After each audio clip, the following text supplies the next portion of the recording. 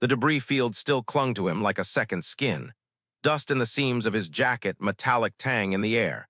The phantom weight of the bunker that once pinned him beneath it. 6 months of recovery should have erased these sensations, but James Callen had learned that the human body healed faster than the human mind. Every step he took across the neutral trading hub of Astrariach felt like walking on the edge of a past that refused to loosen its jaws. The station was alive tonight. Docking clamps hissed. Market stalls flickered with neon colors meant to entice wanderers.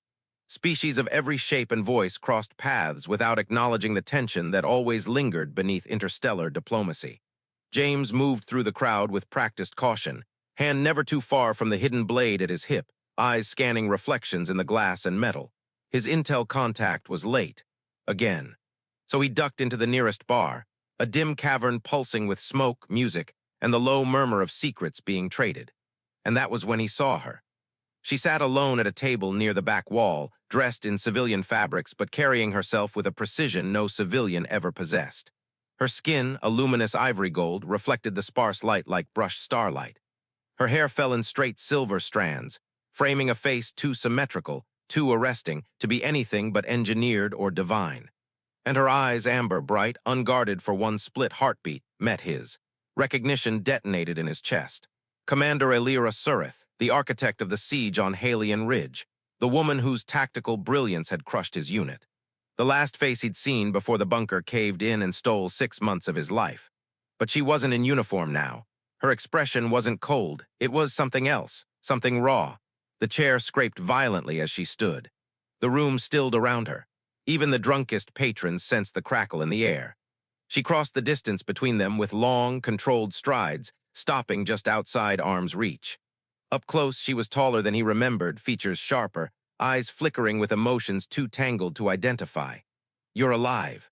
Her voice was low, disbelief, relief, guilt braided together. "Apparently," James replied dryly. Surprises all around. Her breath hitched. Aelira wasn't the type to show visible shock, yet here she was, staring at him like he'd stepped out of a nightmare or a prayer.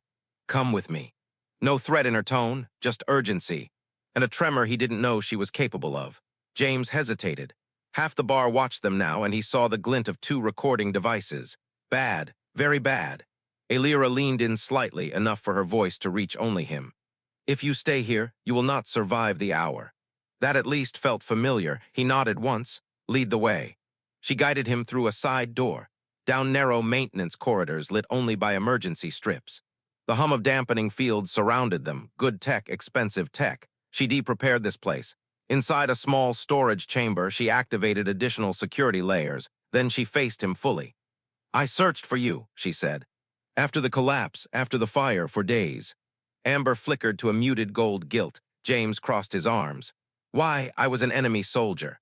"You were," she stopped, jaw tightening. "You refused surrender to buy time for civilians. That kind of resolve deserves honor.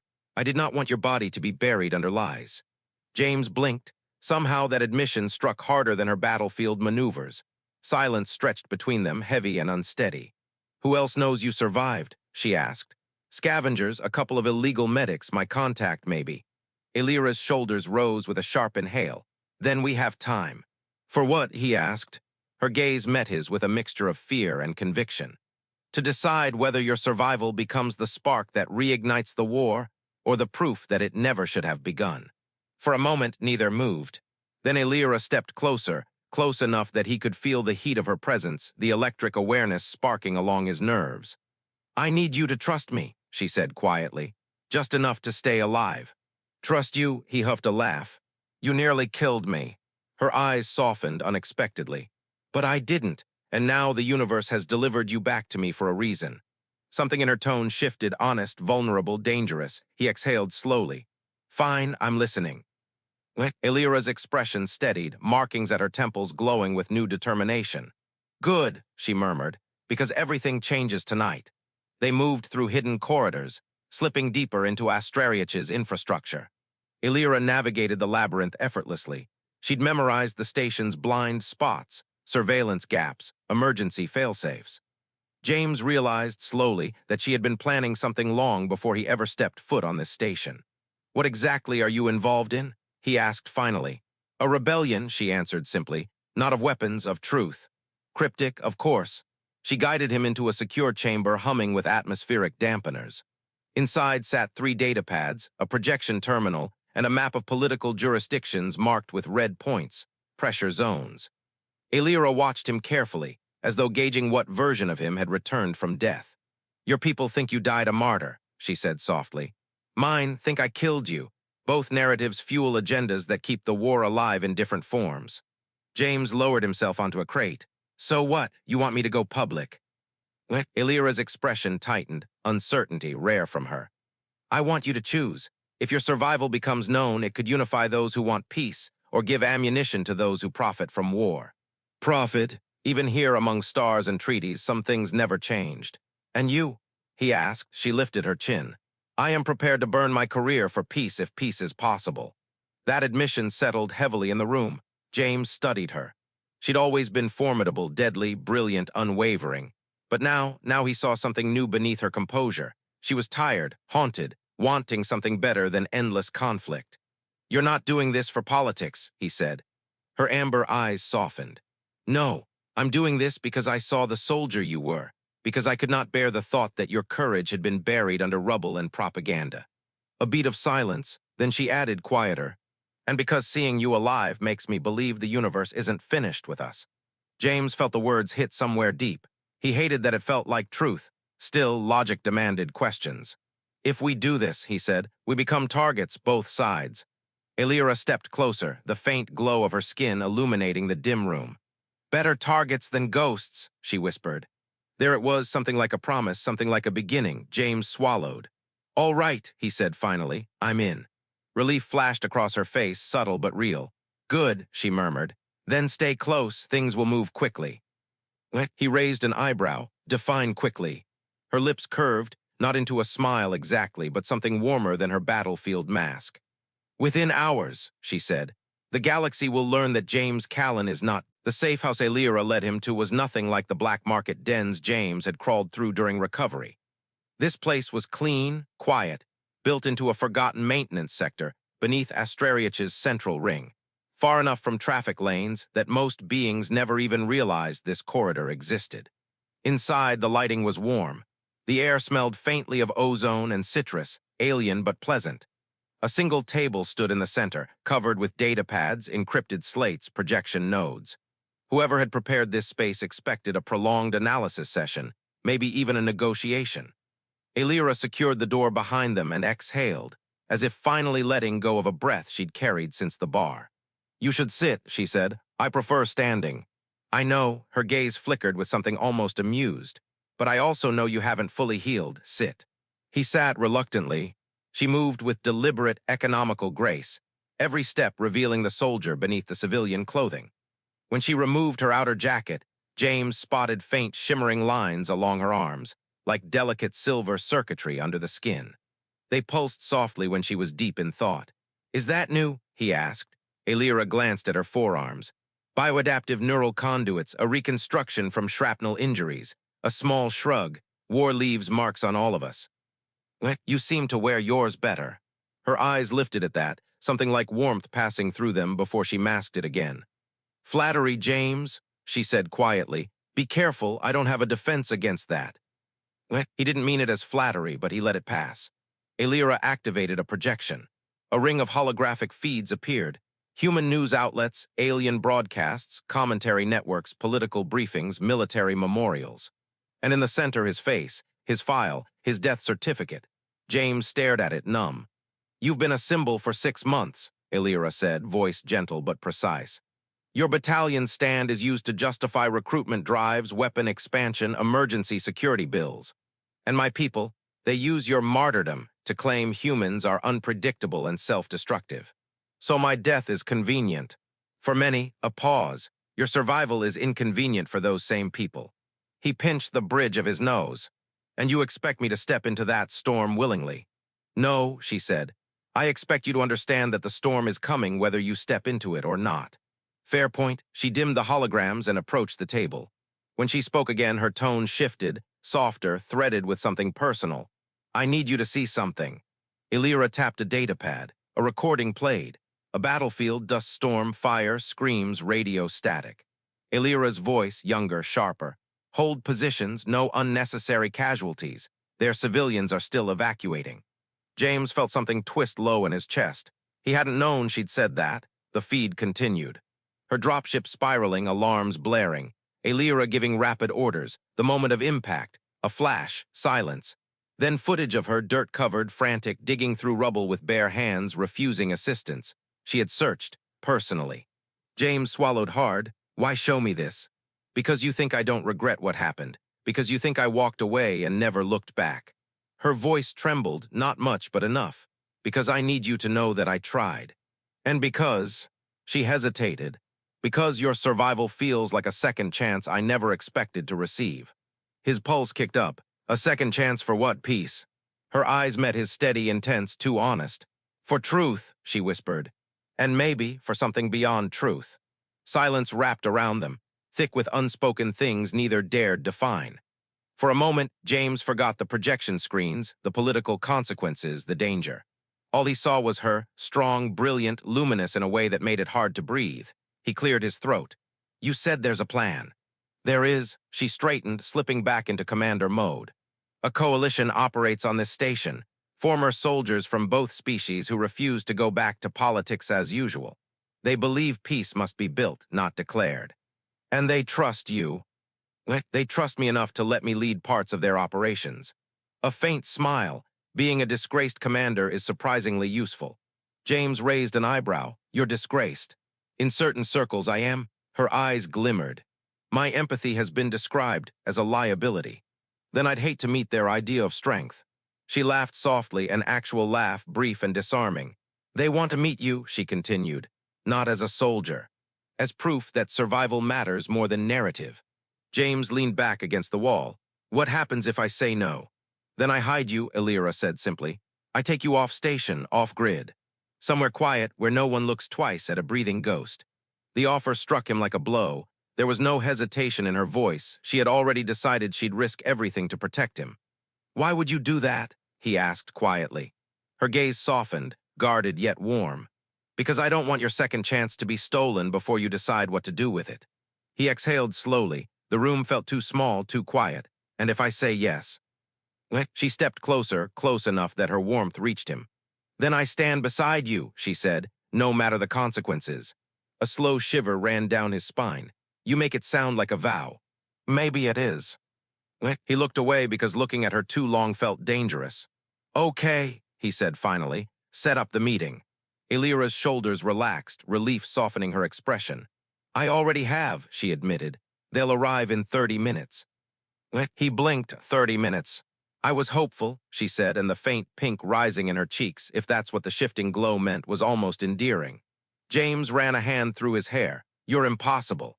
Her lips curved. You're alive. I'm allowed to be impossible. A soft knock echoed on the outer corridor. 3 figures stepped into the room, each carrying the unmistakable aura of former soldiers who had survived too much and trusted too little. The first was human, broad-shouldered, sharp-eyed, her dark hair tied back in a military knot that no amount of retirement could undo. Her presence filled the room before she spoke.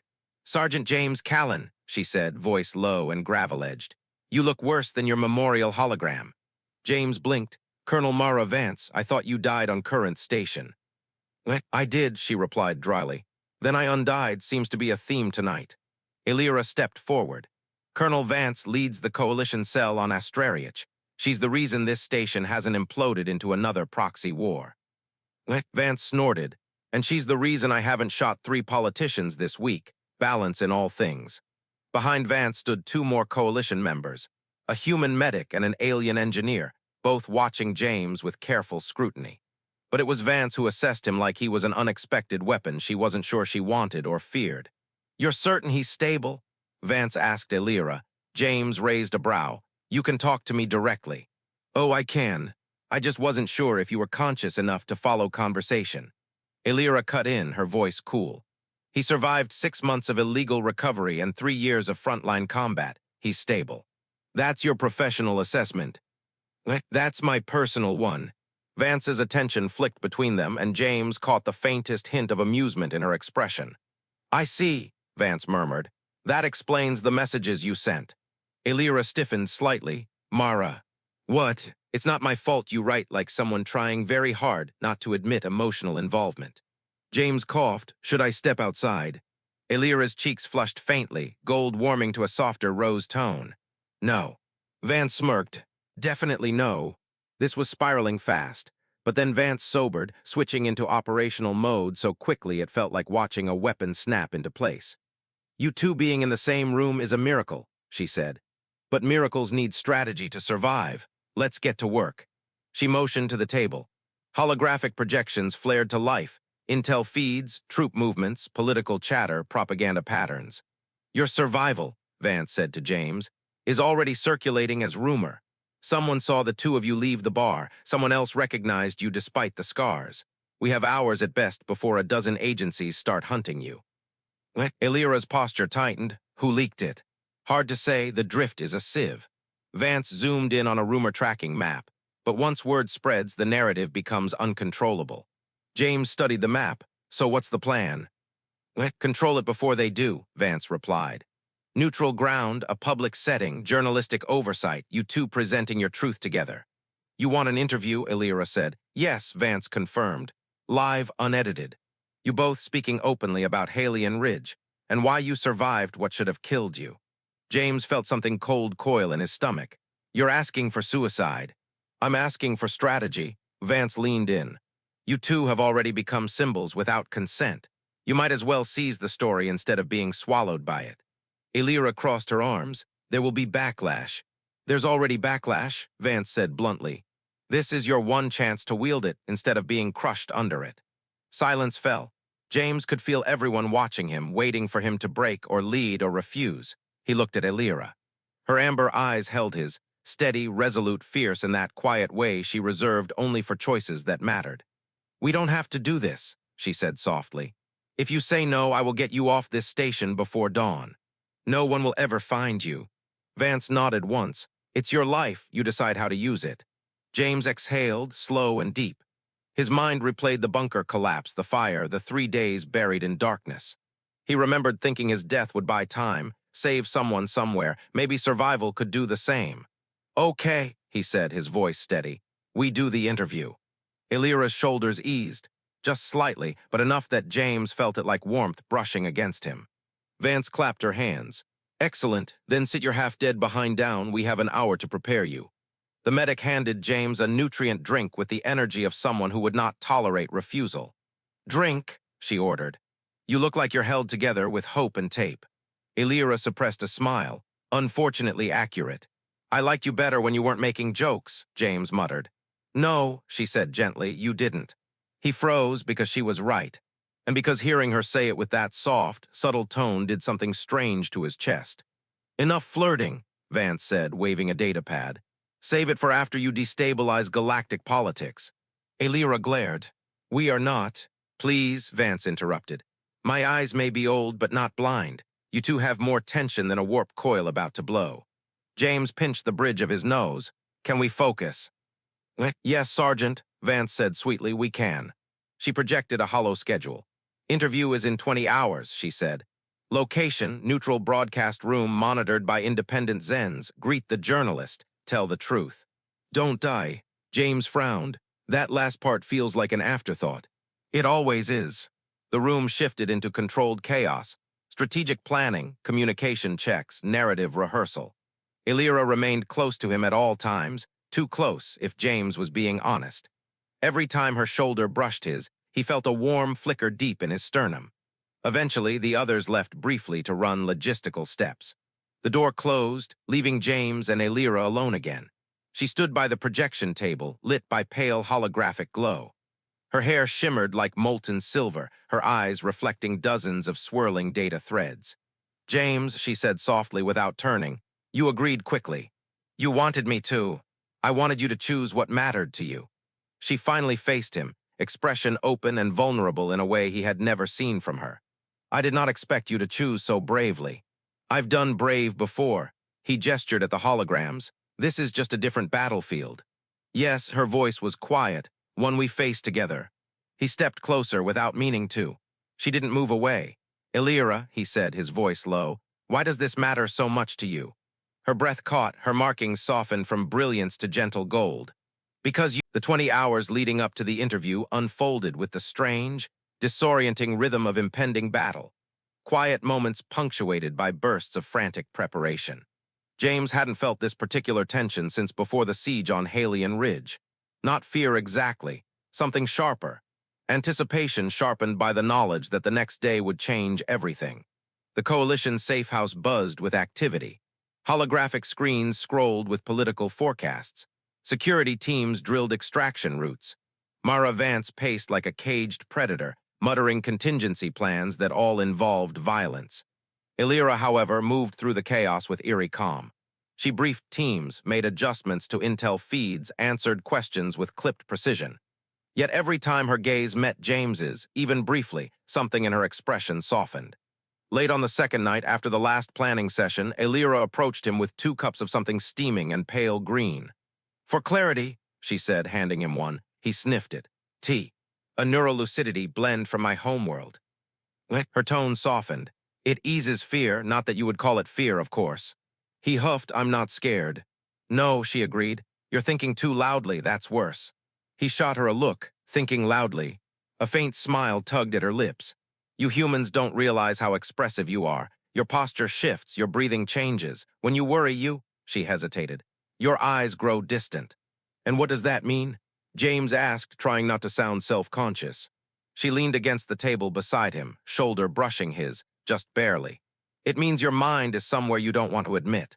He didn't respond immediately. Instead, he sipped the tea, warm, sharp, calming.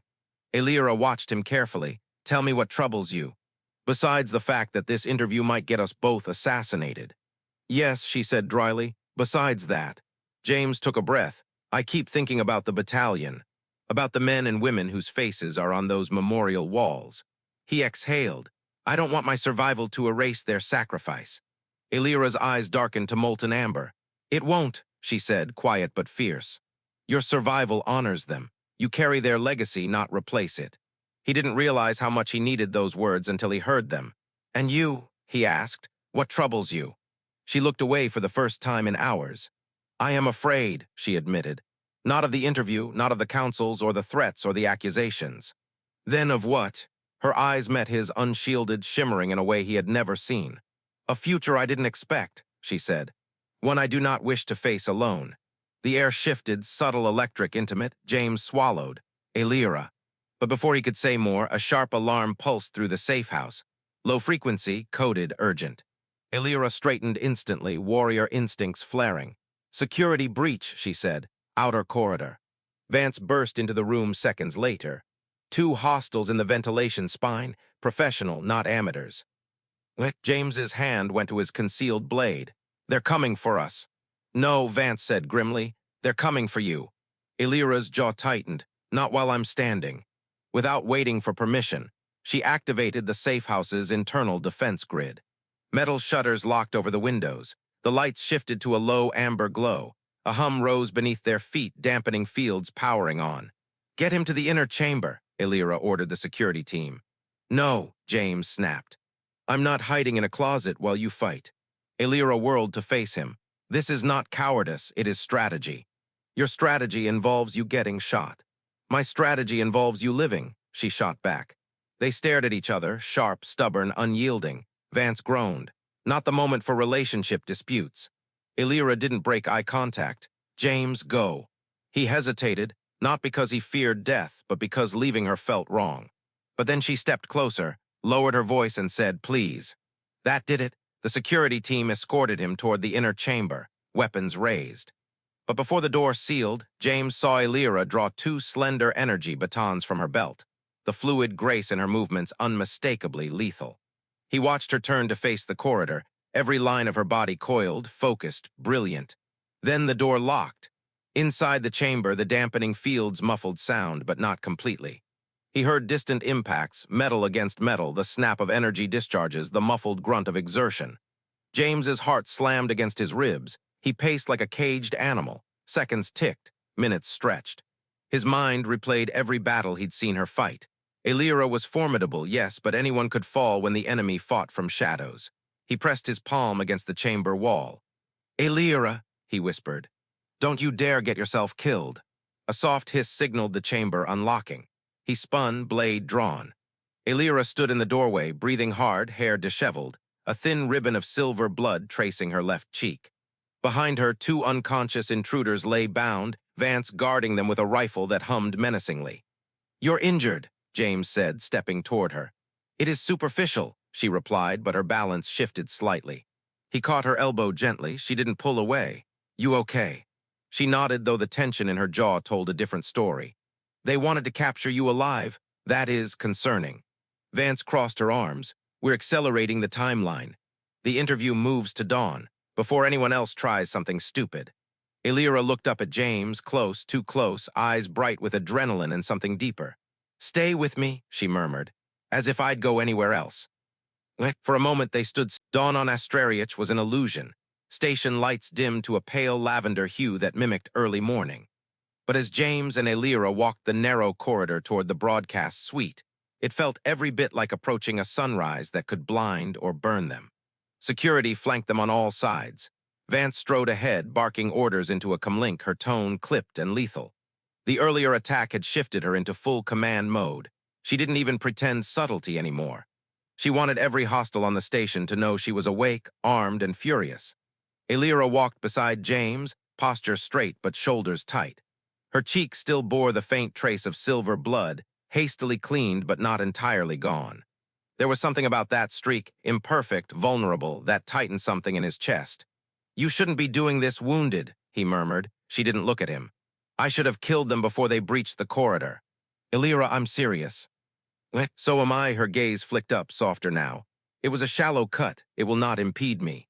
A pause. "You, however, are pale." James snorted. "That's my natural complexion." "No," she stepped closer, lowering her voice. "This is fear."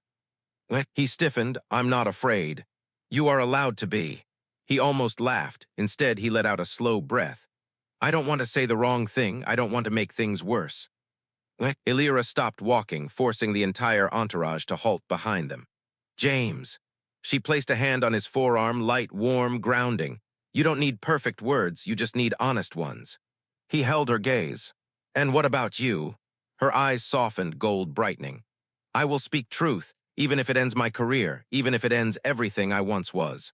Something in him broke open at that, quietly, painfully, beautifully. Before either could say more, Vance turned and clapped loudly. Emotional bonding time later, galactic politics shaking interview now. Aelira shot her a murderous glare. James almost smiled. They continued on. The broadcast suite was small, deliberately neutral, with soft lighting and a circular seating layout meant to feel intimate rather than confrontational. The journalist, a slim human woman with steel-gray eyes, stood as they entered. "Kira Dalen," she said, offering her hand. "Thank you for agreeing to speak." Aelira studied her carefully. "You were vetted." Kira smiled faintly. "3 times by 3 different agencies. And your Colonel Vance threatened to break my legs if I took anything out of context." "Sounds like Vance," James muttered. Aelira's lips quirked. "It does." Kira motioned for them to sit. James took the left chair, Aelira the right. Not touching, but closer than necessary. Kira noticed James saw it in the flicker of her eyes, but she said nothing. The cameras adjusted, the lights shifted. "Are you ready?" Kira asked. Aelira didn't answer first. James did. "Yes." The interview began with simple questions. Timeline, recovery, how James had survived the bunker collapse. He kept his tone measured, factual, grounded in harsh truth rather than dramatics. But when Kira turned to Aelira, the air shifted.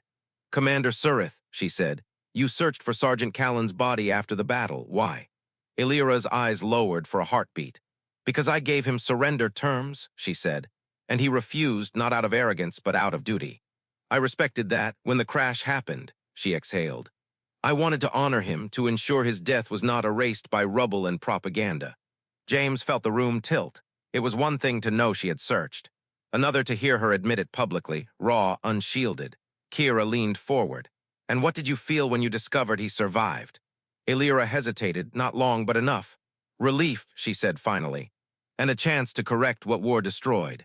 Kira turned to James. "Sergeant, do you hold Commander Seryth responsible for what happened?" He didn't look at Kira, he looked at Aelira. "No," he said quietly, "I blame the war. And the people who wanted it to last longer." Aelira's breath caught. James didn't miss it. Kira shifted. Some will accuse you both of collaboration, treason even. What do you say to that? Aelira straightened. If wanting peace is treason, she said, then let them call me traitor. James added, if surviving makes me a threat, then the problem isn't me. The interview went on. 2 hours, hard questions, harsh truths, vulnerable moments.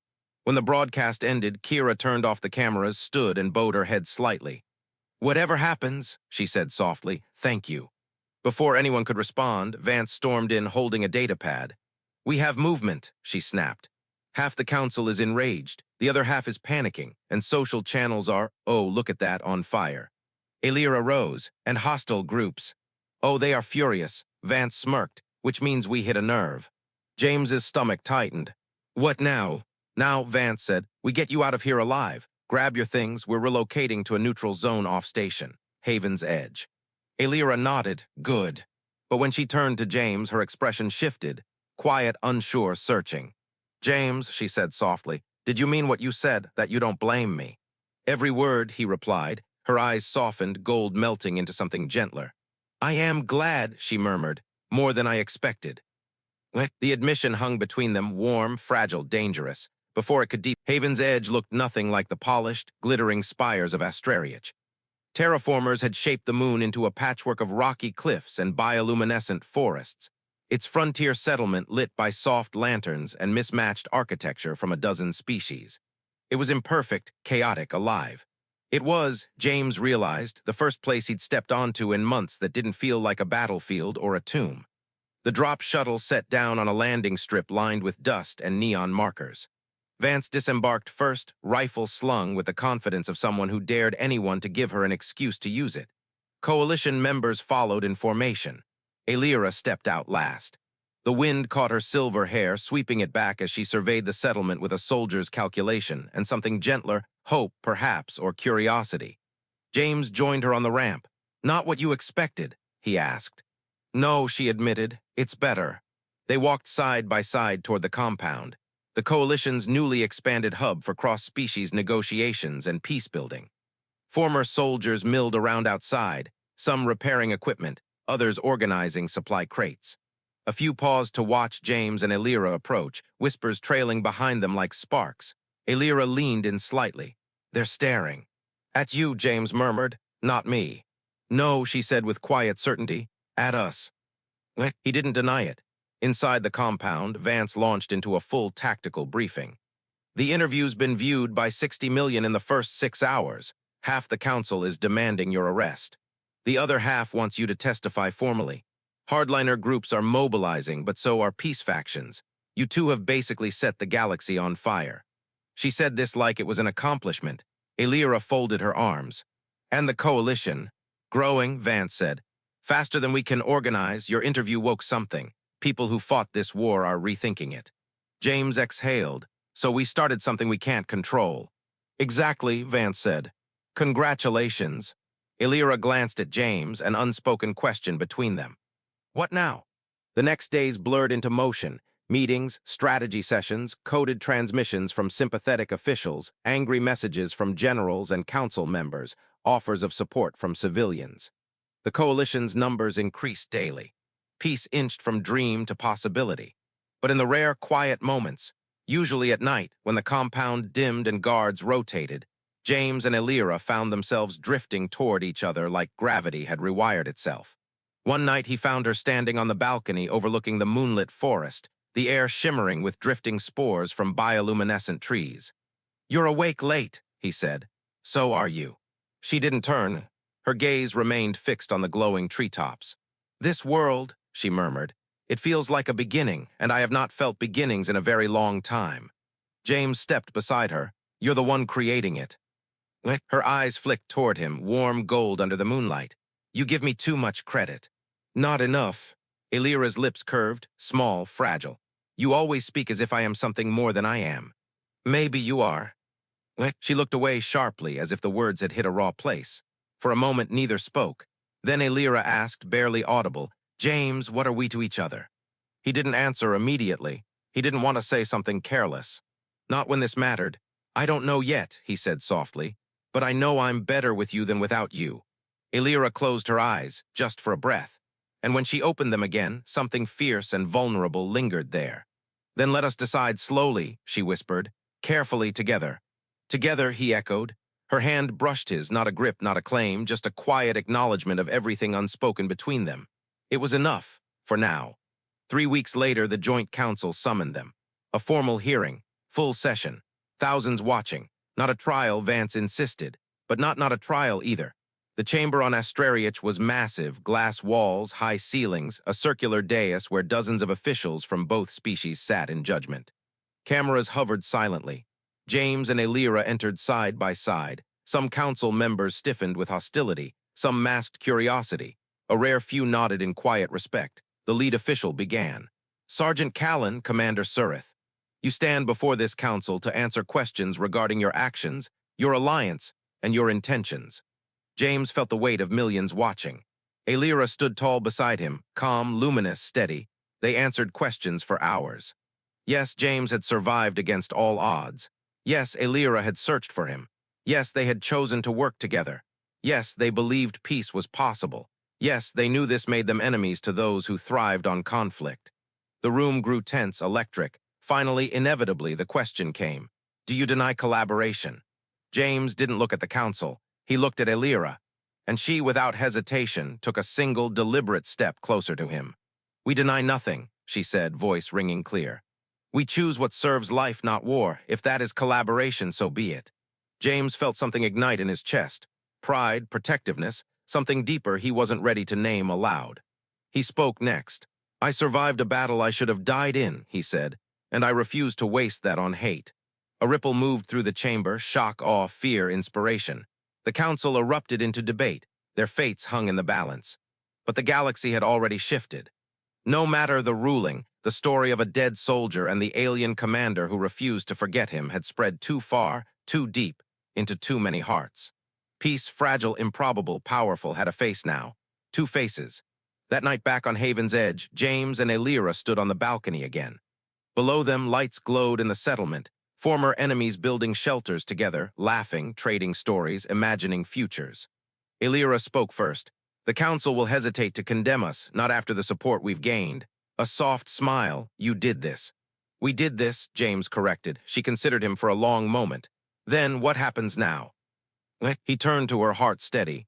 "Whatever comes next," he said, "we face it together." Aelira stepped closer, close enough that the warmth of her body chased away the night chill. Her voice dropped to a whisper. "James, may I ask something bold?" "Anything." "Stay," she said.